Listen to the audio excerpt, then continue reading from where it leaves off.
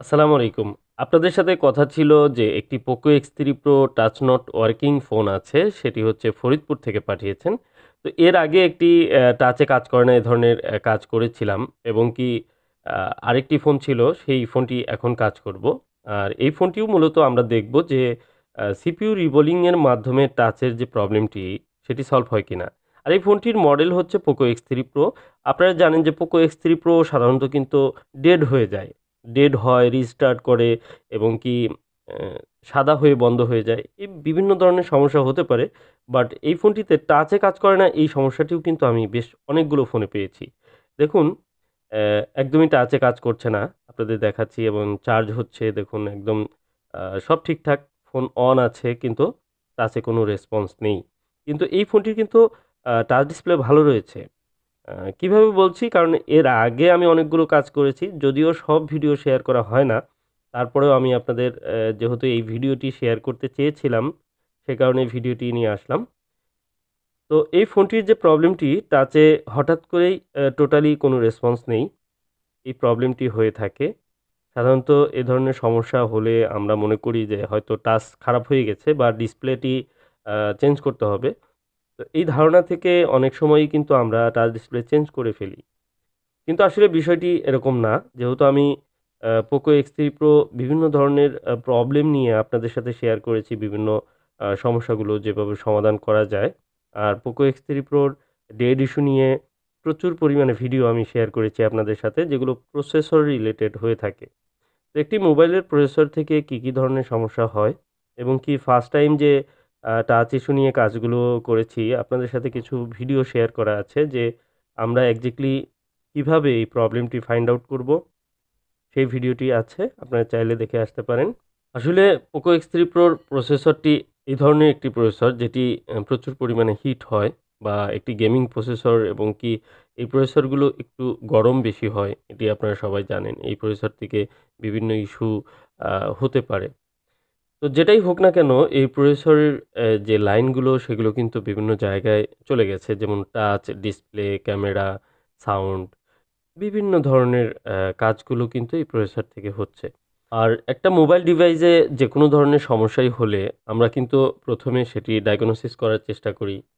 আর সেই ফোনটি আসলে কোথা থেকে কী ধরনের প্রবলেম হতে পারে সেই বিষয়গুলো তুলে ধরার চেষ্টা করে থাকি।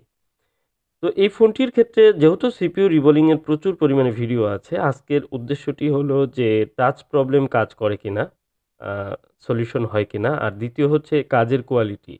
দেখুন কাজের কোয়ালিটি দেখতে গেলে আপনাকে আইসিটি দেখতে হবে এবং মাদারবোর্ড ক্লিনিং প্রসেস দেখতে হবে। মাদারবোর্ড ক্লিন করার সময় বা মাদারবোর্ডে কোনো ধরনের ড্যামেজ হয়েছে কিনা লাইনগুলো এবং আইসিটি ড্যামেজ হয়েছে কিনা, আইসির কালার এবং আইসির যে বলগুলো, লাইনগুলো সেগুলো ঠিক আছে কিনা। এটি হচ্ছে গুরুত্বপূর্ণ। একটি কাজের আমি মনে করি ১ থেকে ২ মিনিটের ভিডিওই কিন্তু এনাফ। সেই ফোনটি সম্পর্কে যদি কারো আগ্রহ থাকে জানার, তাহলে সেটি কিন্তু বুঝতে পারবেন। যারা অ্যাকচুয়ালি কাজ করেন তারা এই বিষয়গুলো বুঝতে পারবেন। যেহেতু আমার অনেক কাস্টমার বা অনেক ক্লায়েন্ট যারা রয়েছে যারা চান যে তার ফোনের ভিডিওটা আমি শেয়ার করি। তাহলে আমি বলব যে আপনাদের ফোনের ভিডিও শেয়ারের মধ্যে আপনার সবচেয়ে গুরুত্বপূর্ণ দেখার জায়গাটি হচ্ছে যে আইসিগুলো। এই যে দেখুন আইসিটি কোনো ধরনের স্ক্র্যাচ নেই, কোনো ধরনের ড্যামেজ নেই। এই যে এই বিষয়টি আপনার জন্য গুরুত্বপূর্ণ। যদি কোনো ড্যামেজ থাকে তাহলে সেটি ভিডিওর মধ্যেই আপনি দেখতে পাবেন। তো যা হোক যেহেতু প্রচুর কাজ করেছি এই আইসিগুলো অ্যাকচুয়ালি আমার কাছে ড্যামেজ হওয়ার মতো ভিডিও আমার মনে হয় আপনারা পাননি। আর ১ টি নয়, ২ টি নয়, কম করে হলেও ৬ থেকে ৭০০ ভিডিও রয়েছে আমার সিপিইউ রিবোলিং এর এই রিলেটেড ভিডিওগুলো। আর সিপিইউর কাজ করতে গিয়ে অনেক সময় অনেক ক্রিটিক্যাল কাজও কিন্তু করতে হয়। আসলে সবসময় সব ধরনের কাজ শেয়ার করার সুযোগ হয় না। এর বিশেষ কিছু কারণও রয়েছে। বিশেষ করে যে হার্ডওয়্যার রিলেটেড যে কাজগুলো, এগুলো কিন্তু নির্দিষ্ট পরিমাণে কোনো সীমাবদ্ধতা থাকে না। অনেক সময় পাওয়ার সেকশনের যে কাজগুলো, যেমন একটি ফোন পাওয়ার আসছে না বা ক্রিটিক্যাল কিছু সমস্যা আছে, সেগুলোর কাজের যেমন সময়সীমা নির্ধারণ করা থাকে না, সেটি আ আসলে অনেক গভীরে ডিপলি অনেক সময় ডায়াগনোসিস করতে হয়। আর সেই প্রবলেমগুলো সলভ অনেক সময় দেখা যায় যে করতে আমাদের একাধিক আ ৩ থেকে ৪ দিন সময় নিয়েও অনেক সময় অনেক কাজ করতে হয়। তো যে কারণে সেই ভিডিওগুলো একদমই শেয়ার করা হয় না। আরেকটা বিষয় হচ্ছে যে আমি অনলাইনে যে ভিডিওগুলো শেয়ার করি এগুলো দেখে অনেকেই কিন্তু ফোনগুলো আমার কাছে পাঠাতে চান বা এই কাজ সম্পর্কে অনেকে অনেক বিষয়ে প্রশ্ন করেন। যেহেতু আমি আসলে খুবই ব্যস্ত, অনেক ফোনই এখন নিচ্ছি না। টোটালি কাজ বন্ধ রাখছি বললেই চলে। কারণ হচ্ছে যে আমার পার্সোনাল কিছু কাজ রয়েছে। যেহেতু রিপেয়ার শপ রয়েছে, এর বাইরে আমার কিছু কাজ রয়েছে। আমি সার্ভিসিং এর কাজগুলো আপাতত করছি না। আ একটু বাহিরে কিছু ব্যস্ততার কারণে সময় দিতে হচ্ছে এবং কি খুব অল্প, অল্প সময় বের করে এই কাজগুলো এখন করছি। সেহেতু অনেক ধরনের জটিল কাজগুলো করার সুযোগ একদমই হচ্ছে না। বিশেষ করে যারা ফোনগুলো দেখিয়ে অন্যত্র দেখিয়েছেন হয়তো ক্রিটিক্যাল কন্ডিশনে আছে, সেই ফোনগুলো এখন আর অন হচ্ছে না। সেই ফোনগুলো কিন্তু এখন আর নিচ্ছি না। কারণ আমার কাছে অধিকাংশ লোক যারা ফোন দেন তারা মেক্সিমামই বলেন যে ফোনটি দেখিয়েছিলেন ঠিক হয়নি। তারপর আমার কাছে ফোন পাঠাতে চান।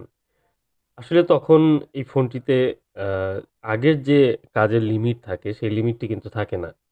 আরো অনেক বিষয় থাকে যে কারণে আমি ফোনগুলো নিতে চাচ্ছি না। আর এই বিষয়টি আপনাদের সাথে একদম ক্লিয়ার ভাবে শেয়ার করে রাখলাম। দয়া করে এই যে ফোনগুলো দেখিয়েছেন হচ্ছে না, একাধিক জায়গায় দেখিয়েছেন, সেগুলো আমার কাছে রিকোয়েস্ট করবেন না। দয়া করে এই ফোনগুলো একদমই আ এখন পাঠাবেন না। কারণ আমি একটি আ ব্যস্ততার মধ্যে আছি। আমার ব্যক্তিগত কিছু বিষয় আছে, কোনো এক সময় হয়তো শেয়ার করব। দেখুন এই ফোনটির যে টাচ প্রবলেম ছিল সেটি কিন্তু সলভ হয়ে গেছে।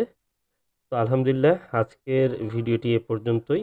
আপনারা যদি ভিডিও কন্টিনিউ চান তাহলে আমাকে কমেন্টে জানাবেন। কারণ আমার কাছে প্রচুর পরিমাণে কনটেন্ট রয়েছে। চাইলে প্রতিদিন একটি করে ভিডিও কিন্তু শেয়ার করা সম্ভব। আর একটি ভিডিও শেয়ার করতেও কিন্তু আলাদা ধরনের সময় লাগে।